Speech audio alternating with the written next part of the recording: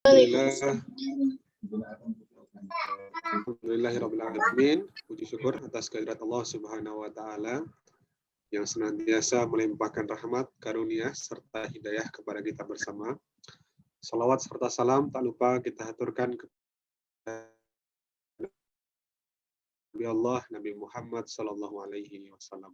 Yang berbahagia seluruh santri dan santriwati PUTM yang berbahagia. Senang rasanya ya bisa bertemu dengan teman-teman sekalian, walaupun kemudian dengan daring ya, tidak akan mengurangi antusias dari teman-teman sekalian. Baik, perkenalkan, nama saya Hasnan, bisa dipanggil Bapak, Mas, Ustadz ya. Mana yang lebih nyaman ya, nanti teman-teman panggil, silahkan. Ya. Kemudian untuk hari ini ya, kita akan membahas sebenarnya tadinya sudah disampaikan tentang menulis artikel ya, tapi saya terfikirkan untuk menyampaikan materi menjadi jurnalis ya. Nanti tentu akan ada part-part tentang bagian menulis berita atau artikel ya. Nah, sebelum itu saya minta tolong mungkin bisa dijadikan co-host saya biar bisa share screen ya. Jadi nanti biar kita menyimak dengan baik. Begitu. Bisa dijadikan co-host. Sudah, Ustaz Hasnan. Sudah, terima kasih Ustaz Niki. Ya. Jadi ini tentang materi menjadi jurnalis ya. Jadi jurnalis itu bukanlah profesi yang hanya dimiliki oleh seorang tertentu ya. Kalau jurnalis ya spesifik memang sebagai profesi.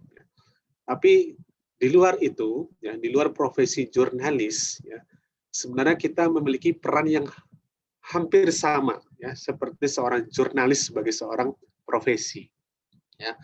Maka kita kenal dengan citizen journalism ya, jadi reportase warga lah bahasa Indonesianya seperti itu ya.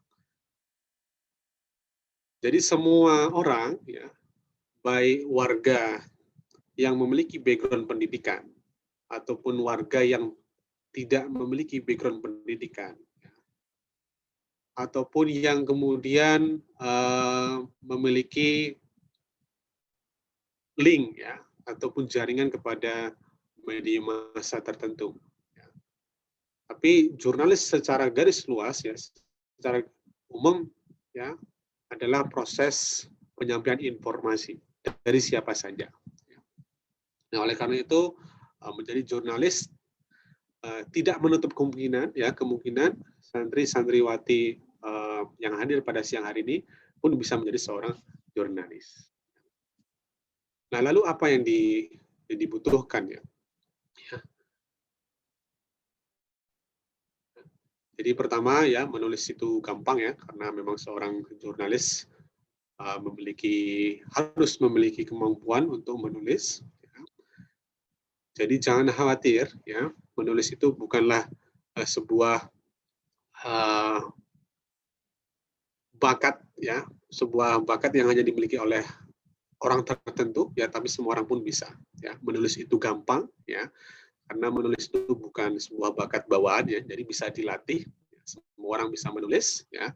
Nah, menulis itu adalah sebuah kemampuan ya, karena kemampuan dia bisa dipelajari ya, bisa ditekuni ya, dan tentunya bisa menjadi orang yang ahli ya. Kemudian ya kemampuan bisa dikuasai ya, kemampuan menulis bisa dikuasai ketika dipelajari dan juga dilatih ya. Jangan fokus di gambarnya ya, itu ada kata-kata mutiara. Nah, banyak beberapa orang ya yang kita kenal sekarang sebagai seorang penulis, ternyata dahulu pernah mengalami berkali-kali kegagalan. Ya. Siapa sih yang nggak kenal J.K. Rowling ya? Siapa sih yang nggak kenal John Grisham ya? Siapa yang nggak kenal dengan Catherine Stockett ya? karya-karya beliau yang kita nikmati sekarang, ya, itu adalah hasil dari proses kegagalan berkali-kali dalam menulis. Ya. J.K. Rowling, ya, penulis dari Harry Potter, ya, sudah ditolak 14 kali, ya, bahkan sempat menjajakan naskahnya sampai di pinggir jalan. Bayangkan itu, seorang J.K. Rowling, ya, seorang penulis terkenal yang kita kenal sekarang ini, ya, dahulu pernah menjajakan naskahnya, yang menawari naskahnya di pinggir jalan, ya. Nah, sekarang bagaimana? Ya, menjadi bestseller di seluruh dunia. Bahkan tidak hanya karya cetaknya, ya, adaptasi filmnya pun luar biasa banyak peminatnya. Kemudian ada John Grisham, ya, penulis dari novel A Time to Kill, ya. Sempat 45 kali, ya, ditolak penerbit. Kalau tadi J.K. Rowling 14 kali, ini tidak main-main, ya, John Grisham sampai 45 kali. Nah, pada akhirnya kemudian terbit di tahun 1988 dan sampai sekarang sudah terjual kurang lebih 225 juta eksemplar, ya, 225 juta eksemplar. Kemudian juga ada Catherine Stockett, ya, penulis The Help, ya, di tahun 2019 sampai laku 5 juta eksemplar. Ya. Kemudian prosesnya cukup panjang, ya, dari menulis 2001 sampai 2006. Nah, kita lihat ini, ya, kita bisa mencari apa namanya pembelajaran, ya, dari tokoh dari J.K. Rowling, dari John Grisham, dari Catherine Stockett, ya, yang dahulu mungkin dipandang sebelah mata, ya, oleh penerbit-penerbit, ya, tapi akan ada di satu titik, ya, menemukan tempat yang tepat, menemukan waktu yang tepat, ya, untuk karya kita dihargai. Ya, jadi tidak perlu khawatir ketika misalkan pertama kali menulis, tapi ada orang yang mencibir, ya biasa saja. Ya. Ketika kita pertama kali menulis 10 kali ataupun berapa belas kali, kemudian ada yang bertanya-tanya, ini maksudnya apa tulisannya? Jangan khawatir, ya. Jangan putus asa. Ya, masih ada proses untuk menjadi seorang J.K. Rowling, ya, ataupun John Grisham. Nah, ini secara harfiah, ya, secara definisi, ya, jurnalisme, ya, jurnalisme, ya, jurnalistik dan jurnalis. Jadi kalau jurnalistik itu adalah serangkaian proses, ya, teknik dan ilmu pengumpulan, penulisan, penyuntikan, dan publikasi berita. Prosesnya, serangkaian prosesnya itu disebut dengan jurnalistik. Ya. Kemudian orangnya jurnalis, ya. Kemudian ilmunya adalah jurnalisme. Ya, berasal dari bahasa Yunani, ya, dujor, artinya adalah hari, mengacu, makanya kemudian sekarang berita itu, ya, dari dulu sampai sekarang dia sifatnya daily, setiap hari. Nah, ini secara konseptual, ya, bisa dilihat dari 3 sudut pandang, ya, dari proses, dari teknik, dari ilmu, ya. Kalau kemudian jurnalistik berdasarkan proses itu adalah aktivitas untuk mencari, ya, mengolah, menulis, mengedit, dan sebagainya. Kemudian secara teknik, ya, membutuhkan keahlian, ya, dan juga keterampilan untuk mencari. Kemudian ilmunya bidang kajian mengenai mencari dan mengolah. Jadi kurang lebih seputaran itu semua, ya, dari mencari, yang mencari informasi, kemudian mengolahnya, mengolah dari informasi-informasi yang sudah didapatkan. Ya, setelah terkumpul data-datanya, barulah kemudian ditulis. Tidak cukup ditulis, tapi kemudian perlu diedit agar kemudian ketika dikonsumsi oleh para pembaca itu menjadi hasil yang terbaik. Nah, ini beberapa, ya, produk, ya, dari jurnalistik, ya, adalah straight news, ya, atau berita langsung. Jadi berita yang hot news, ya, yang baru saja terjadi, ya, biasanya ditulis secara to the point, ya, dan ringkas, karena memang maksudnya adalah ingin menyampaikan inti dari berita, ya, bukan bumbu-bumbunya, ya. Dan juga sifatnya adalah aktual ya dan terhangat, tentunya menarik. Jadi walaupun kemudian terjadi baru-baru ini, tapi tidak sekiranya menarik untuk dibaca, maka tidak dianggap sebagai straight news. Ya. Nah, lalu bagaimana ya pola ya isi dari straight news ini ya terdiri dari lima ya siapa, di mana, kapan, ya, dan juga kemudian bagaimana. Jadi modelnya adalah piramida terbalik, nanti akan di slide selanjutnya tentang piramida terbalik. Ya. Kemudian ciri dari straight news ya ataupun berita tadi hot news ya itu lebih lugas dan juga langsung kepada inti dari berita. Nah, apa itu berita? Nah, ini ya. Jadi pertama adalah laporan tentang sebuah kejadian ya atau peristiwa. Yang kedua bukan kejadian itu sendiri. Jadi diolah menjadi sebuah tulisan. Yang ketiga, dikarenakan berita tidak sama dengan kejadian, maka berita bisa salah. Ya. Berita yang dalam bentuk redaksi itu bisa salah, ya, tetapi kejadian tidak. Ya. Jadi bedakan antara berita dengan kejadian. Kejadian sebagai sumber dari informasi yang akan diolah menjadi berita. Berita adalah produknya. Nah, sifat dari kejadian ya atau peristiwa itu sifatnya mutlak benarnya, ya, karena itu terjadi, ya. Tapi berita itu belum tentu mutlak kebenarannya, ya. Karena kita melalui proses yang panjang, ya, dari berita, dari pengumpulan, ya, dari kejadian, kemudian dari pengumpulan informasi, kemudian ditulis sampai ke editing, itu semuanya mengalami beberapa perubahan, ya, yang sifatnya sangat subjektif dari penulis bahkan juga dari editor. Ya.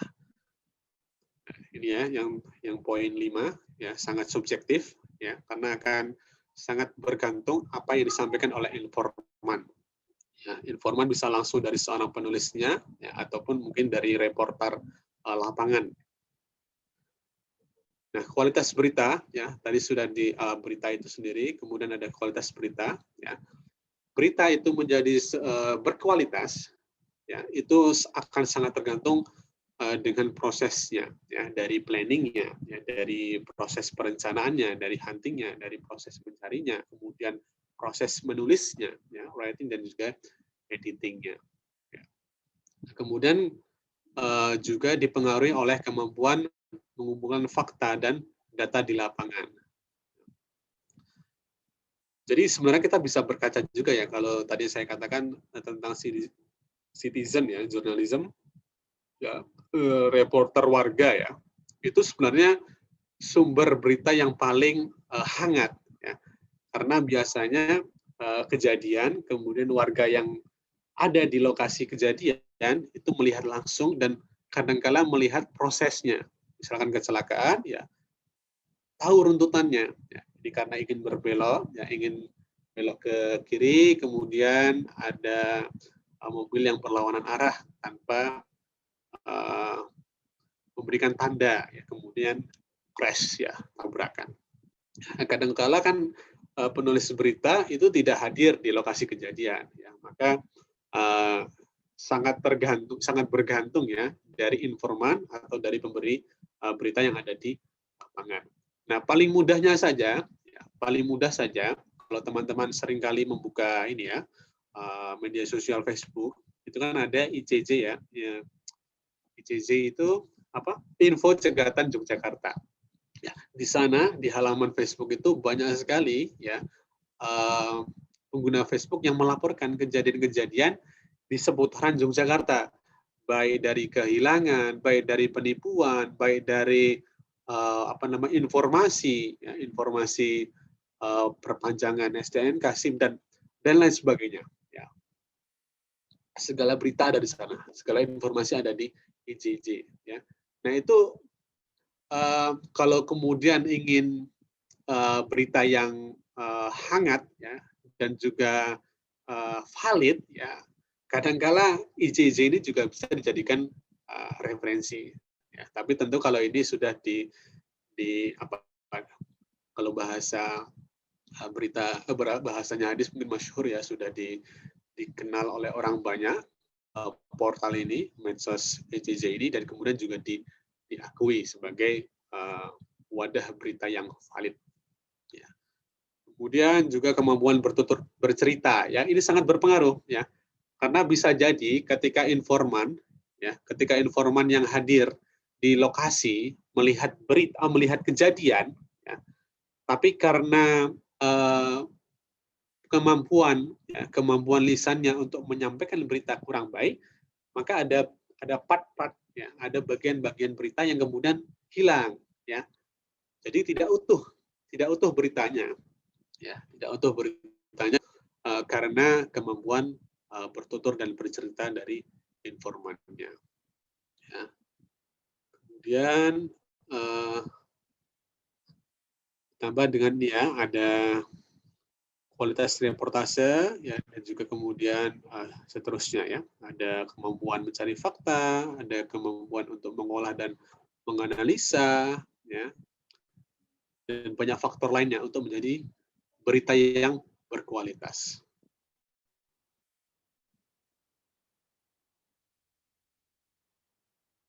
Tes. Terdengar suara saya? Dengar, Pak. Dengar, Ustaz. Ya. Ini di layar saya kok ngeheng ya?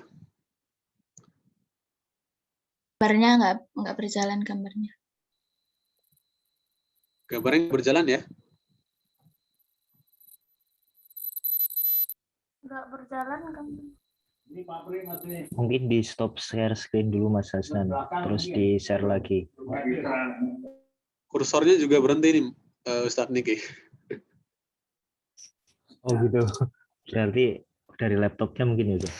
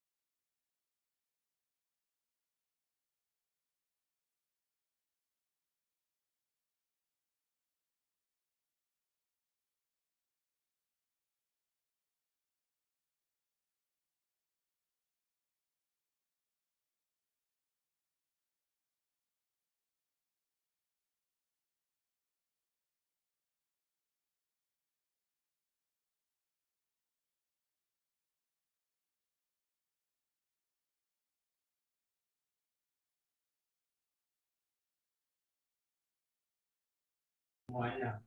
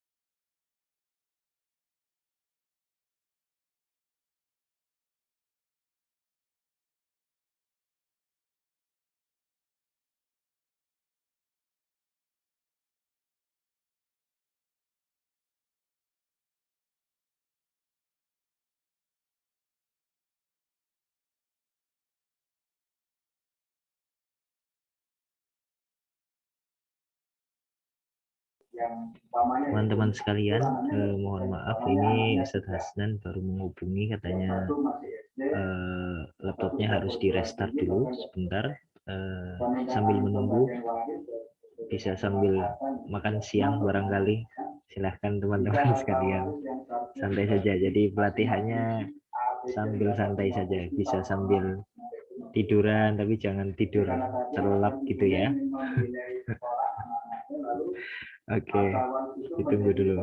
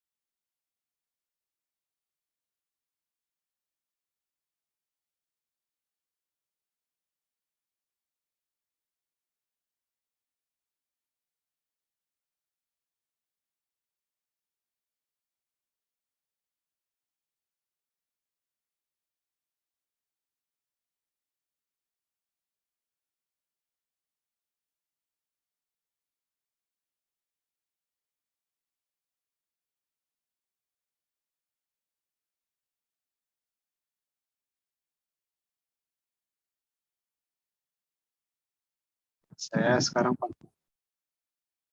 sekarang pakai handphone, jadi minta tolong untuk di-sharekan materinya, moderator untuk host.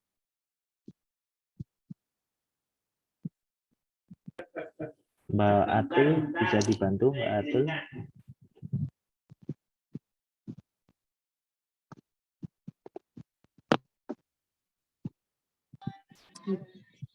Ya Ustadz, ini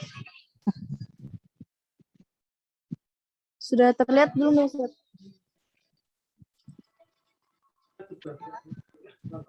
Belum tampak, Mbak.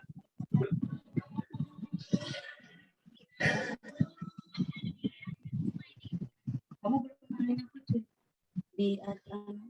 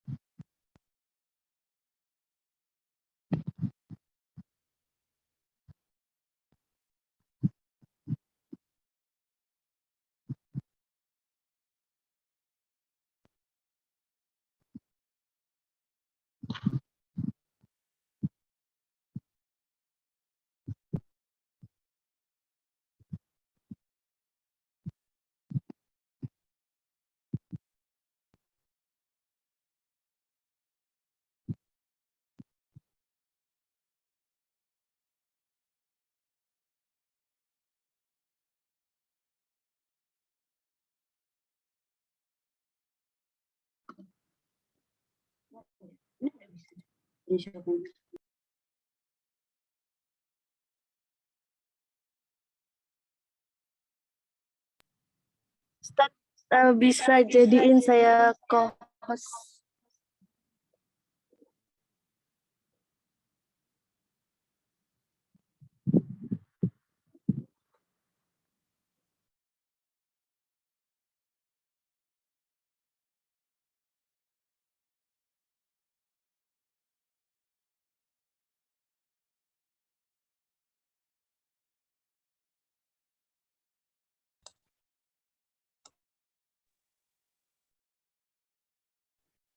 Sudah, Mbak, sudah. Coba di-share lagi.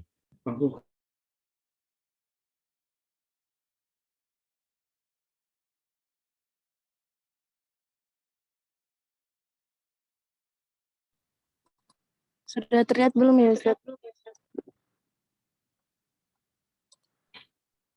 Sudah, Mbak. Mungkin silahkan, Ustadz Hasan. Ya, baik, terima kasih. Saya izin untuk tidak menyalakan kamera ya, karena sinyalnya tidak terlalu stabil. Baik, jadi saya coba ulang sebentar di awal tadi. Semua orang itu basicnya bisa menulis, ya, bisa menulis apapun itu, berita, artikel, jurnal, ya, atau makalah ilmiah. Ya. Basicnya semua orang itu bisa. Ya. Karena menulis itu bukanlah bakat khusus, ya, tapi itu adalah kemampuan yang bisa diasah oleh semua orang. Nah, tinggal bagaimana orang-orang itu, ya, melatih dirinya, ya, mencari ilmunya, ya, dan tentunya kemudian dipraktekkan. Ya. Jadi dipelajari ilmunya, kemudian dipraktekkan. Nah, saya kira yang paling simple, ya, ataupun yang paling basic untuk kita bisa tulis itu adalah berita. Ya. Sebelum kemudian ke karya ilmiah, ke jurnal, ya, dan lain sebagainya yang kemudian sangat akademis. Ya. Tapi berita, ya, berita semua orang kemudian bisa untuk menulis berita, ya, asalkan kemudian yang menjadi baku, ya, dari sebuah berita itu terpenuhi, ya, misalkan itu adalah kejadian yang sebenar-benarnya, ya benar-benar terjadi, ya tidak mengandung unsur kebohongan, ya. Dan kemudian kalau etika berita, ya terkait dengan korban sebuah tindak kejahatan itu kemudian diinisialkan. Nah, beberapa aturan lainnya. Ya. Tapi basicnya semua orang bisa menulis.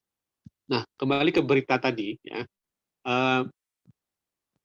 Sebuah berita itu bisa menjadi berita yang berkualitas ketika diperhatikan 4 hal. Ya. Yang pertama adalah planning-nya, yang kedua adalah hunting-nya, yang ketiga adalah writing-nya, dan keempat adalah editing-nya. Nah, ini semua adalah satu kesatuan. Dari plan, dari perencanaan, dari kemudian pencarian informasinya, ke penulisannya, dan pada akhirnya di editing. Ya. Jadi ini semua proses yang perlu dilalui. Nah, apakah proses ini dilakukan oleh satu orang saja? Bisa jadi iya, bisa jadi tidak. Ya. Tapi kadang-kala ketika mencari berita yang up to date, berita yang hangat, ya, maka peran-peran ini, planning, hunting, writing, dan editing ini dibagi beberapa orang, ya, dibagi ke beberapa person, ya, yang bertanggung jawab setiap kegiatannya, planning, hunting, writing, ataupun editing. Tapi tidak menutup kemungkinan satu orang yang sama menghandle semuanya, tergantung kuantitas dari berita yang ingin dihasilkan. Nah, ya, planning, hunting, writing, dan juga editing. Ya.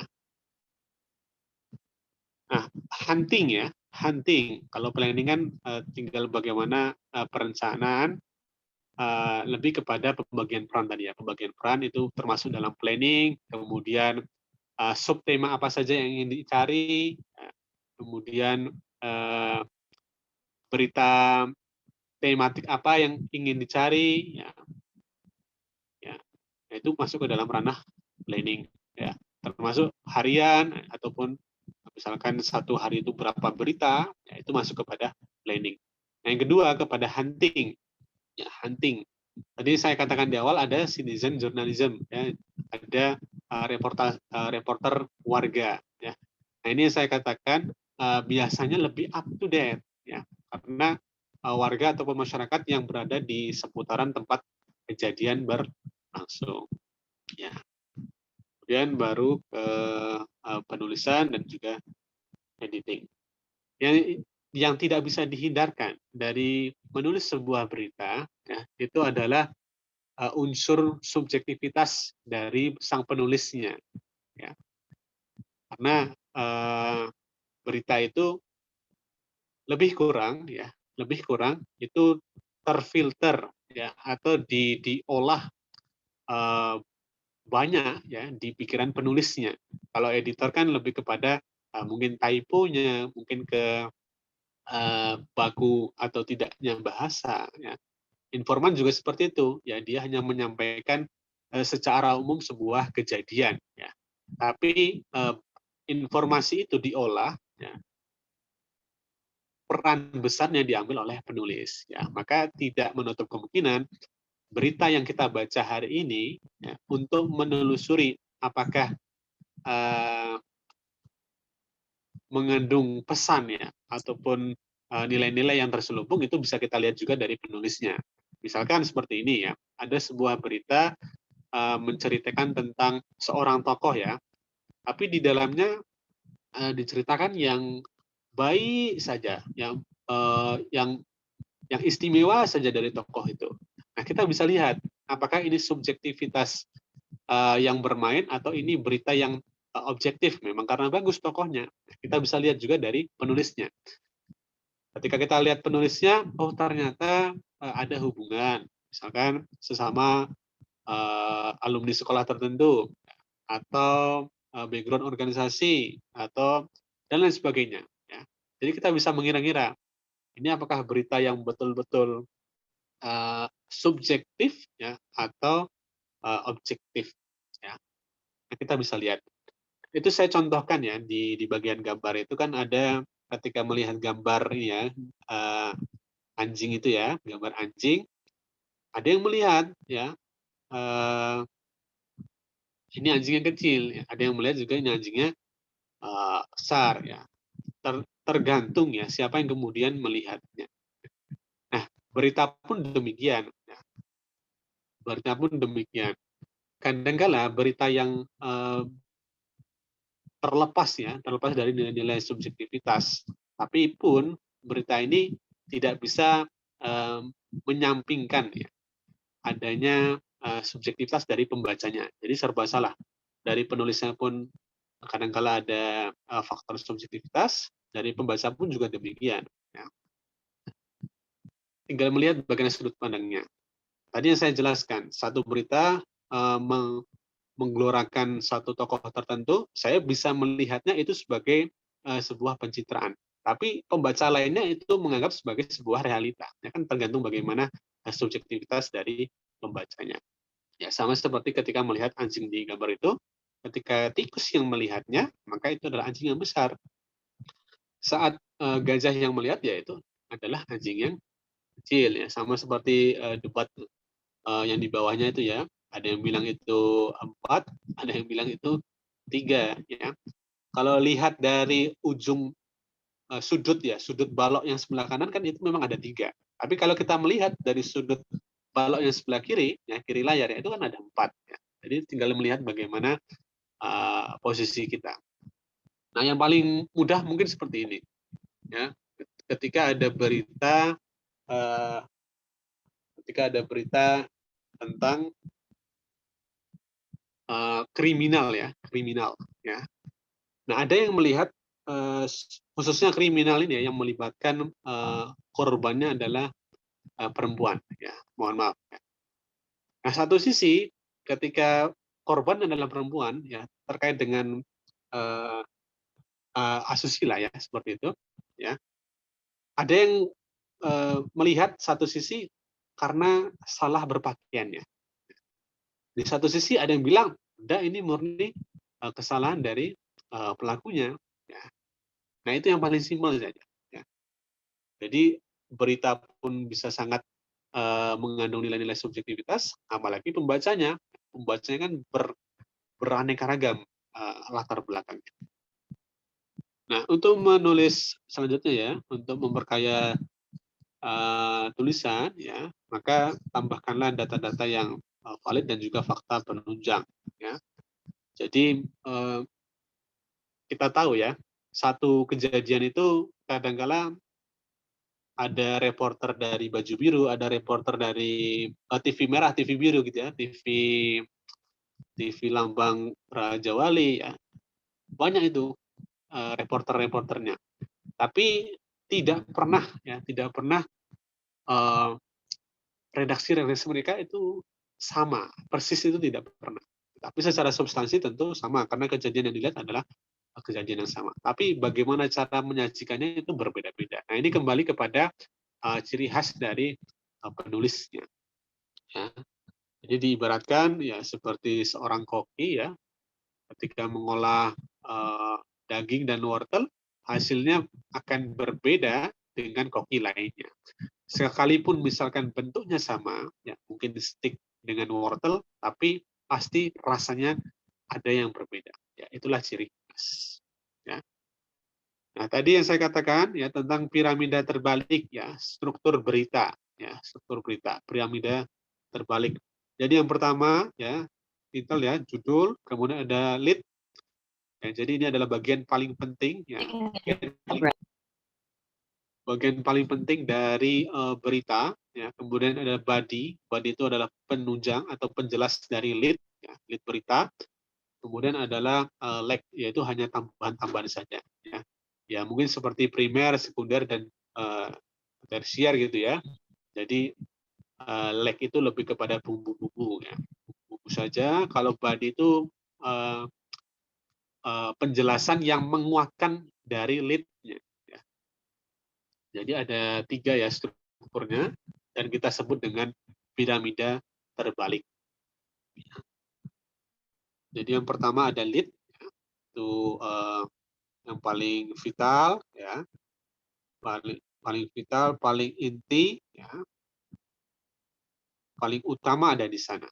Jadi ibaratnya first impression ya. Jadi kesan pertama ya dari sebuah berita bisa dibaca sampai akhir itu ketika melihat paragraf pertamanya. Judul tentu menjadi salah satu daya tarik berita untuk dibaca semuanya. Tapi kadang-kala kan kalau title kan clickbait ya. Kadang judulnya apa, beritanya kadang berbeda ya. Atau juga judulnya apa, isinya sama dengan judulnya, tapi maksudnya berbeda. Mungkin teman-teman pernah membaca ya, misalkan gini ya, Innalillah ya, Haji Roma telah meninggal dunia. Judulnya seperti itu. Ya. Innalillah, Haji Roma telah meninggal dunia. Nah, secara otomatis Haji Roma ya itu kita pikirkan adalah Haji Roma Irama. Ya. Tapi di dalam berita ya Haji Roma yang dimaksud adalah misalkan pedagang di daerah Bantul ya, atau Haji Roma itu adalah pengusaha kayu yang sukses di daerah Sleman. Ya. Jadi kadang clickbait kalau title itu. Nah, lead ya, jadi lead juga berperan besar untuk memuat informasi yang paling penting ya, atau bahasanya mungkin poin utama dari berita. Kemudian ada body dan kemudian ada link ya. Jadi itu contoh dari lead-nya ya. Jadi isu maraknya penculikan anak membuat banyak warga bertindak berlebihan. Sebagian dari mereka bahkan bertindak anarkis pada orang yang belum tentu bersalah. Nah, lead berita ini memuat dua hal ya. Pertama respon dari warga ketika ada kejadian penculikan anak. Ya. Jadi respon warga itu dinilai berlebihan oleh berita ini. Ya. Nah yang kedua bisa jadi ini adalah colekan dari penulis berita untuk pihak kepolisian atau pihak berwenang bahwasanya ini loh sedang maraknya penculikan dan polisi harusnya kemudian sensitif ya, ataupun menggalakkan personelnya untuk mengamankan masyarakat di sekitarnya. Jadi satu sisi memuat realita, di satu sisi ada pesan yang ingin disampaikan kepada pihak tertentu. Nah dalam hal ini adalah kepolisian. Maka di bagian selanjutnya ditegaskan pula di sana ada kalimat ya Kapolda DIY ya, minta masyarakat waspada terhadap maraknya isu penculikan, tapi tidak boleh bertindak gegabah. Nah, itu. Kemudian ada badan berita tadi ya, ada body dan juga ada kaki berita, body dan leg ya. Jadi itu kalau body ya menunjang berita utama atau lead tadi ya, bisa waktunya, bisa kemudian detail dari kejadian ya. Kalau misalkan itu adalah kejadian yang memang ada runtutannya ya, dan kaki atau leg berita adalah tambahannya. Nah, bagi jurnalis ya, berita itu tidak hanya produk ya, produk tulisan saja, tapi ada tanggung jawab ya. Tanggung jawab yang perlu dipahami oleh seorang jurnalis bahwa berita itu tidak boleh berita yang membohongi ya, membohongi dan membodohi. Karena ini dua hal yang berbeda.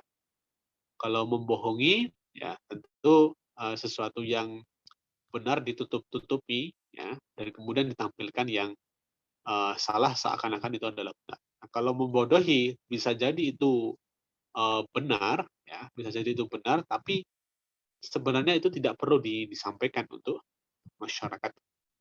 Ya.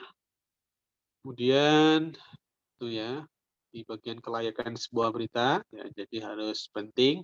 Tadi saya sudah sampaikan tidak semua berita yang hangat atau berita yang sedang terjadi itu penting untuk diberitakan ya.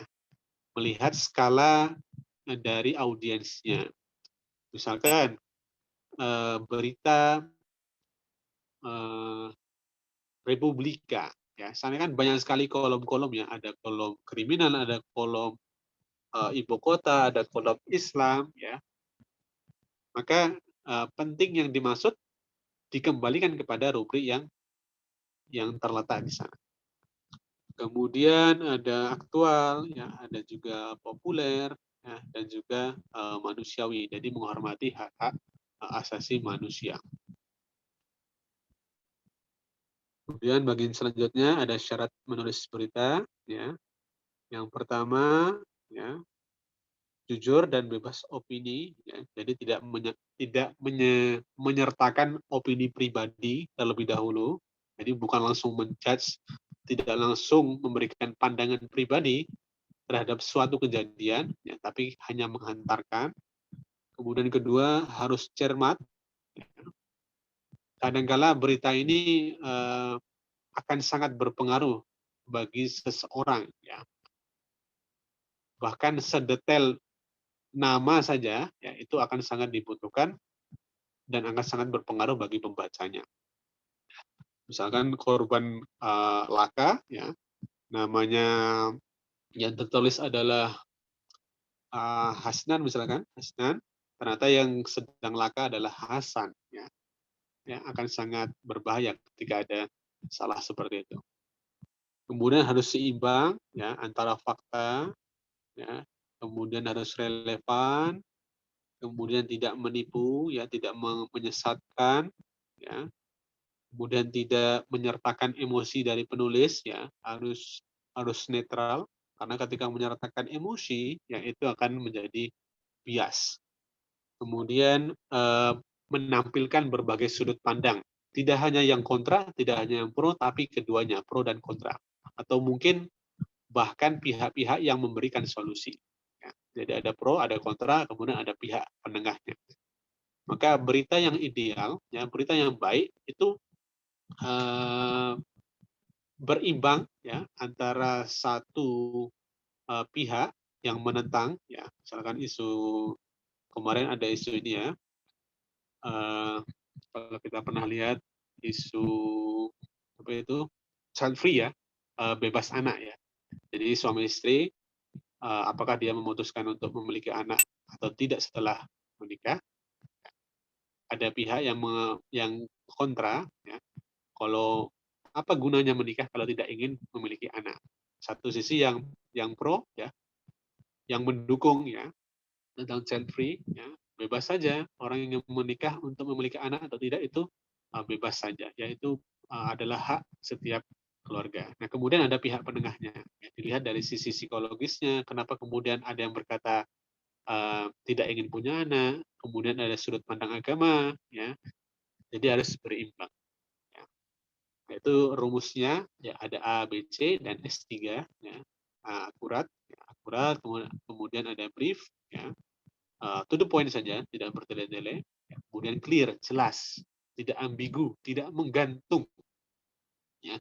Kemudian S3-nya ada simple, sincere, dan secure, sederhana, jujur, dan aman. Nah, kemudian, ya, ini masih beberapa halaman, ya, pengumpulan fakta, ya. Ada beberapa cara, bisa dengan cara wawancara langsung, ya, ataupun tertulis, atau via telepon, email, ya, tergantung kondisi. Ya. Kemudian observasi, ya, gunakan semua indera yang kita punya, ya, mata, telinga, ya, mulut, ya, digunakan semuanya. Kemudian harus ada klarifikasi dan juga konfirmasi, ya. Jadi ada penjelasnya, ya. Dan biasanya berita itu terlempar isunya dahulu. Nah, isu inilah yang kemudian perlu dicari tahu, ya, perlu dikonfirmasi. Ya. Kalau ini adalah sesuatu yang perlu diluruskan oleh pihak-pihak tertentu, maka kita perlu mencari informasi tentang klarifikasi. Dikonfirmasi dan klarifikasi. Nah, berita tidak hanya kumpulan kejadian, ya, yang terlihat oleh indera saja, tapi kita perlu pula menambahkan hasil-hasil dari karya ilmiah, ya. Pandangan dari tokoh-tokoh yang berkompeten, ya, ataupun bacaan-bacaan yang yang dibaca oleh penulisnya. Maka perlu riset. Ya. Riset itu bisa mencari dari buku, dari mendengar audio orang, kemudian investigasi. Ya. Investigasi. Jangan sampai berita yang kita publish atau berita yang kita tulis, ya, itu ternyata sudah pernah dikonfirmasi ya oleh pihak terkait, tapi kita beritakan masih dengan dugaan yang pertama. Ya. Misalkan seperti ini, ada berita tentang penipuan penggelapan uang kantor. Kita beritakan baru rilis tanggal 20 Agustus misalkan. Nah, ternyata di tanggal 18 Agustus sudah ada berita yang menyampaikan tentang klarifikasi atau konfirmasi dari pihak yang diduga menipu tadi. Ya. Jadi jangan sampai berita kita kemudian malah kontra jelas dan juga basi. Ya. Karena ternyata sudah pernah diklarifikasi dan selesai. Nah, bahayanya juga ketika kita tidak memperhatikan berita yang ternyata sudah dikonfirmasi dan diklarifikasi dan kemudian masih dipublikasi, ya, maka pertama kita bisa menjadi ya pihak yang memprovokasi, ya, yang masalah yang sudah selesai kemudian menjadi masalah yang baru. Kedua, kalau di era sekarang ada namanya pencemaran nama baik. Tiga, kalau itu disebarluaskan bisa kena UU ITE. Banyak hal negatifnya. Ya, kemudian dalam proses wawancara, ya, kita harus mengedepankan ya sensitivitas dan juga simpati, apalagi ya terhadap korban-korban. Ya, contoh saja, ya, ketika mewawancarai korban rumah kebakaran, ya, selalu ada saja ya reporter yang bertanya nyeleneh ya. Contohnya seperti ini. Ya. Apakah punya firasat? Apakah ibu, bapak punya firasat rumahnya akan kebakaran? Atau misalkan bagaimana perasaannya sekarang? Ya, hal-hal seperti itu yang tidak perlu ditanyakan kembali. Ya. Yang perlu ditanyakan adalah mungkin ya bagaimana runtutan ya, rumah bisa terbakar, ya, apa yang diketahui, ya, cukup sampai sana. Ketika narasumber sudah menunjukkan gelanggat ya, untuk enggan menjawab, ya maka sudahilah wawancara itu. Jangan kemudian dipaksa. Poin 2, tahu momentum ya, tahu momentum yang tepat, ya. Kemudian sopan dan juga natural. Kemudian ada juga percaya ya dengan narasumber. Jadi malah jangan sebaliknya, ya. Malah kita menuduh berbohong ini narasumbernya. Sudah diwawancara, kemudian kita cap ya sebagai pembohong ya, maka tidak tepat. Kemudian jangan menginterupsi. Ya. Jadi ketika wawancara, ya siapapun itu, tokoh, warga biasa, anak sekolah, dosen, ya, ketika diwawancara dan masih menjelaskan jangan diinterupsi. Ya. Contohnya saja kalian bisa lihatlah di TV-TV, TV One, Metro, Kompas, ya, ataupun talk show ya, talk show politik, yaitu terlalu biasa diperlihatkan menginterupsi. Tapi mungkin itulah daya tariknya. Kemudian juga gunakan bahasa yang tidak multitafsir, ya, tidak ambigu, ya, jelas, ya, padat. Kemudian di poin selanjutnya, ya, di kode etik ya, di kode etik jurnalistik, ya. Jadi tidak usah khawatir. Ya. Indonesia sudah menetapkan undang-undang yang menjamin kebebasan terkait dengan pers. Pers ini berita ya, untuk berita. Jadi ada beberapa poin ya, 11. Jadi wartawan ya atau reporter itu bersikap independen ya, menghasilkan berita yang akurat, berimbang dan tidak beretikat buruk. Itu satu. Yang kedua, wartawan Indonesia ya harus profesional dalam melaksanakan tugas jurnalistiknya. Ya, tadi yang dijelaskan di awal, jadi tidak menyertakan emosi, tidak menyertakan kepentingan pribadi. Ya. Kemudian ada yang ketiga, wartawan Indonesia selalu menguji informasinya, ya. Memberitakan secara berimbang. Ya. Jadi mencari informasi, kemudian beritanya harus seimbang. Ya. Ada pro, ada kontra, ada penengah. Ya. Tidak boleh mencampurkan, ya, antara fakta dan opini yang menghakimi. Ya. Jadi tidak boleh mencampurkan. Ya. Yang disampaikan adalah fakta. Ya. Karena kalau dalam sebuah tindak kejahatan, ya, itu ada namanya asas praduga tidak bersalah. Ya. Tidak bisa dijudge, tidak bisa dinilai pelaku tersebut sebelum keluar hasil persidangan. Itu sudah seperti itu tuntutannya. Kemudian yang keempat, wartawan tidak boleh berbohong, tidak boleh membuat berita fitnah, sadis, dan juga cabul. Ya. Kalau dulu pernah teman-teman baca, ada beberapa kolom, ya, kolom dari berita itu sedikit berbau sensual, tapi itu koran lokal. Kalau belum pernah membaca, tidak usah membaca. Yang kelima, wartawan Indonesia tidak menyebutkan identitas, ya, jadi diinisialkan, ya, identitas korban, ya, diinisialkan. Kemudian wartawan Indonesia tidak menyalahgunakan profesi, ya.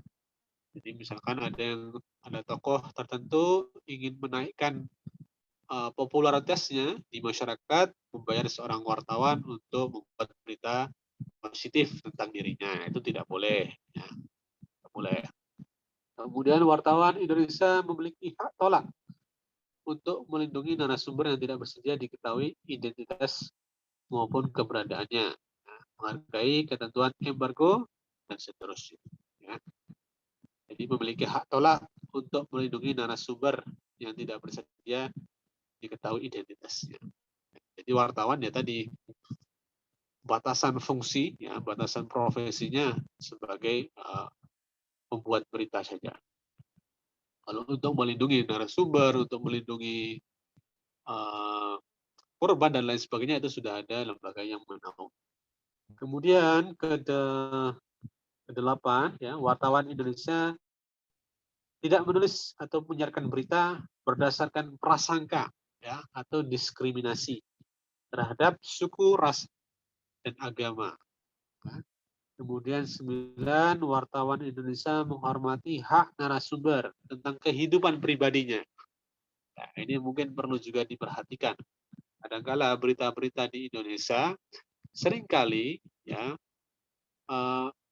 out of context, ya, keluar dari konteks, keluar dari substansi. Misalkan saja, dan ini seringkali dikritik, ya. Misalkan ketika berita yang menceritakan tentang keberhasilan atlet, ya, atlet yang kemarin berlaga di Olimpiade, ya, di Olimpiade Tokyo. Nah, yang diperhatikan oleh penulis berita ini bukan prestasinya atau bukan cara latihan yang dilakukan untuk berprestasi, tapi kadangkala kehidupan pribadinya, bahkan kehidupan asmaranya, kehidupan, ya, pribadi lainnya, ya, itu diulik dan dijadikan headline, ya. Nah, itu banyak sekali kritikan-kritikan ketika media luar fokus kepada prestasi dan juga latihan, tapi berita online di Indonesia, ya, itu fokus kepada kehidupan pribadinya dari atlet. Kemudian 10, wartawan Indonesia segera mencabut, meralat, dan memperbaiki berita, ya, jika ada kekeliruan. Jadi kalau sudah tahu dan sudah ketahuan ada berita yang dia tulis adalah salah dan ada yang salah ataupun ada misinformasi, maka segera ditarik. Ini pernah, ya, beberapa kali di koran saya lihat, ya, terbit misalkan tanggal 20 Agustus, ya, ada yang salah, nanti dijelaskan di kolom di tanggal 21-nya, koran di tanggal 21-nya. Ya, biasanya di bagian kolom bagian kanan awal itu, ada klarifikasi. Baik tipe ataupun kesalahan nama, ya, atau bahkan juga salah yang sepele mengingat tanggal ataupun hari. Kemudian yang terakhir, wartawan Indonesia melayani hak jawab dan hak koreksi secara profesional, secara proporsional. Jadi misalkan penulis berita, ya, kemudian dipublish dan ada orang yang ingin merevisi, ada yang ingin banding lah, oh itu tidak benar, ya. Itu ada yang dilebih-lebihkan, itu ada yang kemudian manipulatif, ya, dan lain sebagainya. Nah, itu wartawan harus bersedia untuk menerima hak-hak tersebut. Nah, inilah yang kemudian tentang ya materi menjadi jurnalis. Ya. Secara garis besar, ya, apa yang perlu dilakukan dalam menulis berita itu pula lah yang kemudian perlu dilakukan ketika ingin menulis sebuah artikel ataupun isai, ya, isai populer, ya. Jadi memang poinnya tidak boleh mendiskriminasikan, ya, pihak-pihak tertentu. Jadi harus informatif, kemudian teruji, ya, kebenarannya, tidak hanya praduga saja. Kemudian hasil dari riset, ya. Jadi tidak, kalau penyakitnya sekarang itu kan hanya ini, ya, hanya satu website, ya, satu artikel yang sudah jadi kemudian di paraphrase-nya diolah sedemikian rupa kemudian diganti dengan nama kita, ya.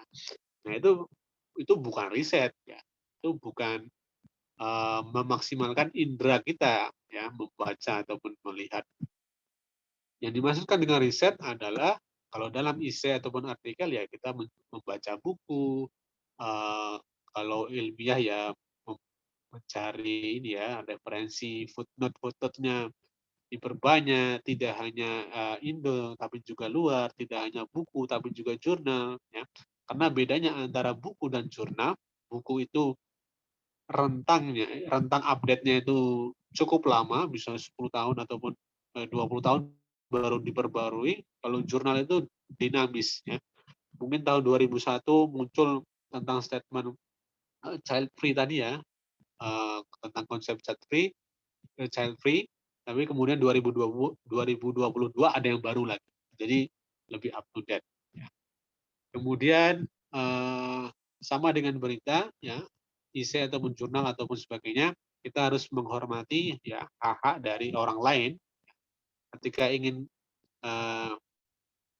menyinggung, ya, ataupun membahas seseorang ataupun tokoh tertentu, tentu dengan bahasa yang sopan, dengan penyampaian yang seobjektif mungkin, ya, tidak mengedepankan emosi, ya, apalagi ada rasa benci dalam menulis essay ataupun artikel. Nah, itu kurang lebih dari saya, ya, karena sudah salit juga. Saya mohon maaf tadi apabila ada kesalahan teknis di awal. Terima kasih. Billahi bisabilil haq. Astabiqul khairat. Assalamualaikum warahmatullahi wabarakatuh. Waalaikumsalam warahmatullahi Wabarakatuh. Jazakumullah khair Ustaz untuk penjelasannya secara gamblang ini untuk ke teman-teman tadi deh mengenai penulisan jurnalistik tadi. Dan alhamdulillah mungkin dari teman-teman sudah mencatat, merangkum gitu ya, sedemikian bagus mungkin, ya. Yang mana pada intinya beliau menyampaikan mengenai seputar jurnalistik, terlebih ke hal teknis, ya, secara rinci tadi sudah beliau jelaskan. Baik, teman-teman semua, masuk ke sesi selanjutnya yaitu tanya jawab. Mungkin 3 penanya yang sudah mempersiapkan pertanyaannya bisa angkat tangan. Silakan.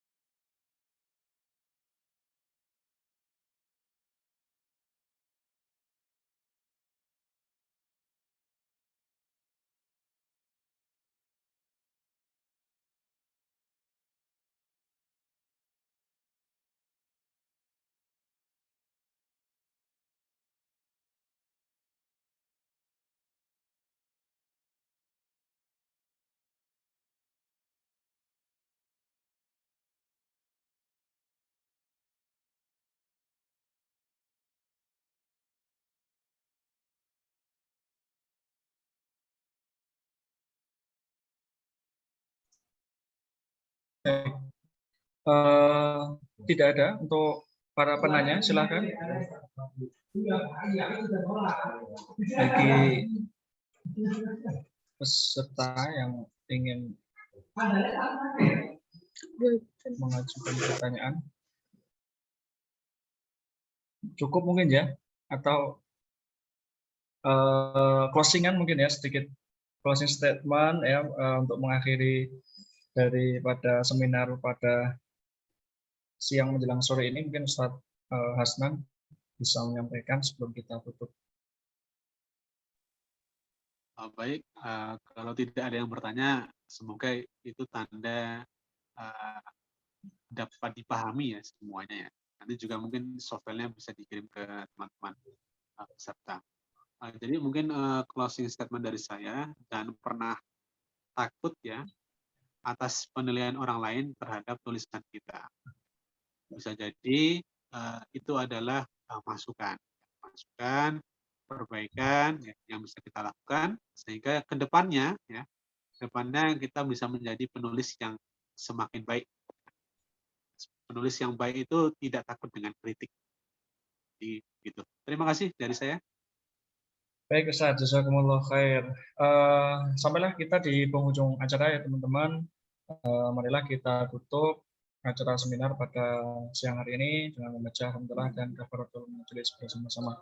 Alhamdulillah.